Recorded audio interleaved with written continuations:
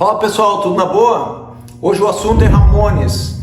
Quero indicar meus 5 discos preferidos para vocês. Valeu, meu nome é Marcelo, esse é o programa Agulha Nervosa!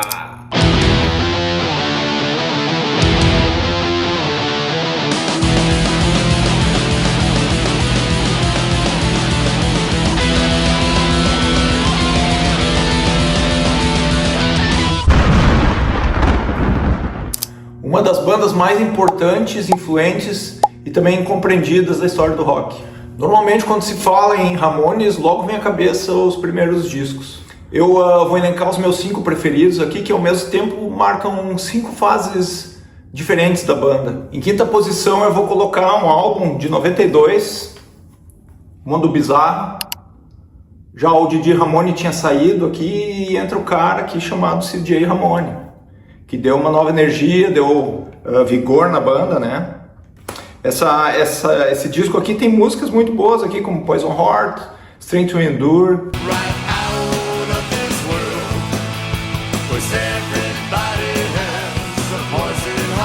É um disco que, apesar do Didi Ramone não participar, ele continua fornecendo composições. Aliás, justamente esses 2 petardos aí tem a digital dele. Essa fase aí mostra uma fase bem interessante, né? De um Ramones mais maduro, incorporando melodias mais elaboradas, sem abandonar o punk, né? Aquela raiz punk. O CJ Ramone não era só um baixista, né? Ele também cantou músicas ao vivo, né? Algumas músicas. E no disco posterior ele também entrou com composições. Esse disco ele mostra o Ramones se adaptando numa nova época, né? Aqui já estava entrando o grunge e o rock alternativo, e o Ramones se mantinha firme ali no estilo. Em quarto lugar eu vou colocar esse álbum aqui, ó, Brain Drain, que é o álbum de 89 e o último com o Didi Ramone. Nesse álbum tem músicas muito boas, Believe in Miracles, Zero Zero UFO, Pet Sematary.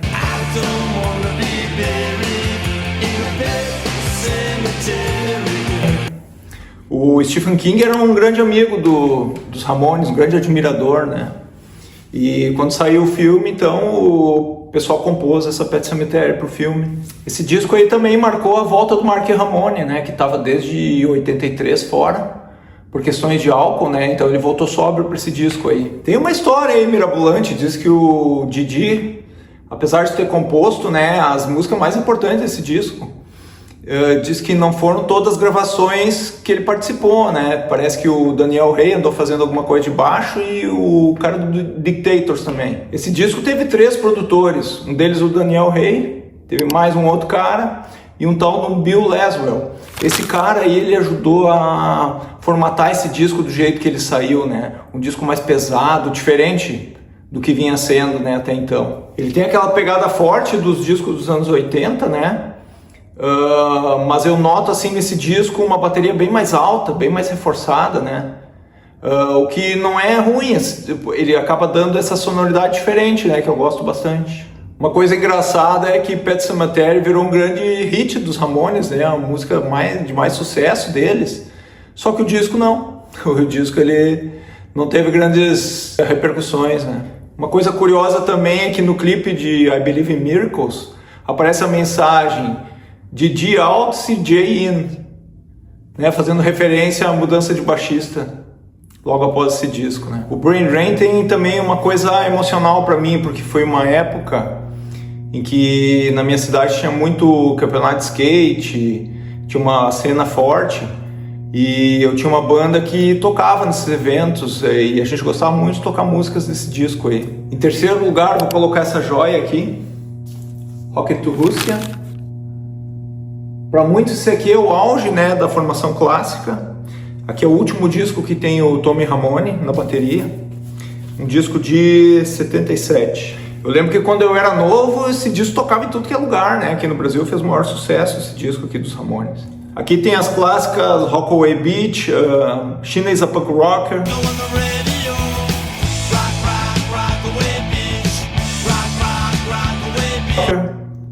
Um descasso. Uma das curiosidades desse disco é que o Johnny Ramone ele achava que os Sex Pistols tinham surrupiado vários elementos dos Ramones nas suas músicas, né? Então ele levou God Save the Queen para o estúdio e pediu para o engenheiro, olha, faz um negócio bem melhor que isso aqui. A gravadora, ela disponibilizou muito mais verba do que os discos anteriores para esse aí. Só que eles mantiveram a mesma filosofia, né? Gravar rápido, economizar nos riffs e sem muita frescura. Os Ramones não queriam ficar meses aperfeiçoando uma música no estúdio. Eles achavam assim, se a música já saiu, já conseguimos tocar, já deu, não precisa ficar enchendo linguiça. Então, na segunda posição, Too Tough to Die, um descasso aí que representa uma ressurreição dos Ramones, né? Eles vinham de uma fase bem irregular. Esse disco ele é de 84 e o nome dele, Muito Durão para Morrer, está associado a uma agressão que o Johnny Ramone teve em 83, onde ele até sofreu um traumatismo craniano. E isso também reflete a situação da banda, né? Que estavam, estamos aqui em dificuldade e tal, mas estamos resistindo. Aqui também é o disco de estreia do Richie Ramone, né? O Mark saiu e daí o Rich entrou. Esse disco aqui, ele tem uma sonoridade de bateria assim um pouco mais agressiva, né? E veloz, em função desse baterista. O Didi Ramone também faz os vocais principais em Warthog. E esse disco é dominado por ele nas composições, né? Só composição boa, aliás, todos os discos, né? As composições do Didi sempre são destaque. Too Tough to Die tem uma pegada bem mais pesada. Ele frequentemente é associado assim a elementos do heavy metal e ao hardcore, né? Nesse disco o Tommy Ramone volta, né? Mas ele volta como produtor. Ele é acreditado como produtor nesse disco. Essa volta aí do Tommy Ramone como produtor junto com o Ed Stasium, o outro produtor, foi responsável por trazer esse disco aí de volta a uma sonoridade mais crua lá do início. E aí uma coisa engraçada, né, que no meio de toda a pancadaria que é esse disco aqui, tem uma anomalia, né, Howling at the Moon, uma música pop com teclado e uma música bem bacana.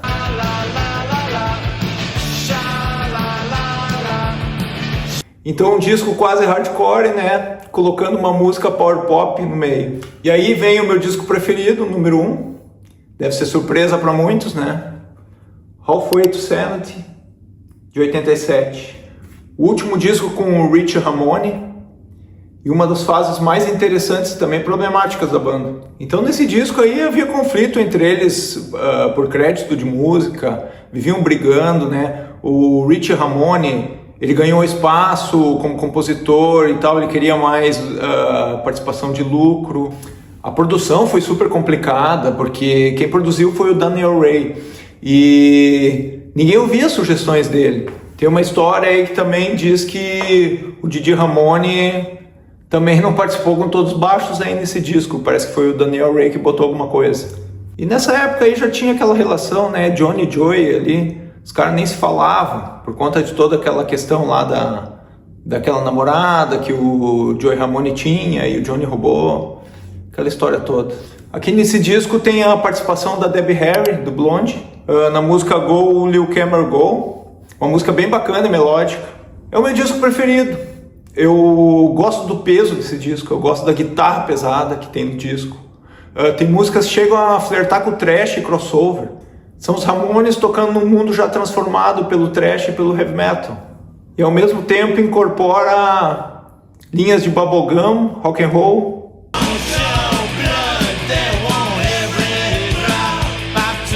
O Joey Ramone também está soando diferente. Mais rouco, mais agressivo.